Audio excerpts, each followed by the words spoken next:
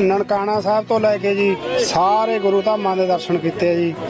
ਬਹੁਤ ਚੰਗਾ ਲੱਗਿਆ ਜੀ। ਸਾਨੂੰ ਬਹੁਤ ਚੰਗੇ ਪ੍ਰਬੰਧ ਸੀਗੇ। ਸਾਨੂੰ ਐਂ ਲੱਗਦਾ ਜੀ ਵੀ 10 ਦਿਨ ਮਿੰਟ 'ਚ ਹੀ ਲੰਘ ਗਏ ਜੀ। ਸਾਨੂੰ ਐਂ ਸੀ ਵੀ ਥੋੜੇ ਜਿਹੇ ਨੂੰ ਹੋਰ ਰੁਕ ਜਾਂਦੇ, ਦਿਨ ਮਿੰਟ 'ਚ ਹੀ ਲੰਘ ਗਏ ਜੀ। ਨਨਕਾਣਾ ਸਾਹਿਬ, ਪੰਜਾ ਸਾਹਿਬ, ਕਰਤਾਰਪੁਰ ਸਾਹਿਬ, ਡੇਰਾ ਸਾਹਿਬ ਸਾਰੇ। ਹਾਂ, ਬਜ਼ੁਰਗਾਂ ਲਈ ਟਰਾਲੀ ਆਪ ਲੈ ਕੇ ਆਏ, ਬੜਾ ਵਧੀਆ ਇਹਨਾਂ ਦਾ। BSF ਵਾਲੇ ਆਫੀਸਰ ਬੜਾ ਵਧੀਆ, ਇਹਨਾਂ ਨੇ ਹੈਲਪ ਕੀਤੀ ਬਜ਼ੁਰਗਾਂ ਦੀ। ਅਸੀਂ 4 ਤਰੀਕ ਨੂੰ ਗਏ ਸੀਗੇ, ਗੁਰੂ ਨਾਨਕ ਦੇਵ ਜੀ ਦਾ ਗੁਰਪੁਰਬ ਮਨਾਉਣ ਗਏ ਸੀਗੇ ਪਾਕਿਸਤਾਨ ਸਿੱਖ ਜਥੇ ਦੇ ਵਿੱਚ, ਤੇ ਸਾਨੂੰ ਬਹੁਤ ਵਧੀਆ ਲੱਗਾ।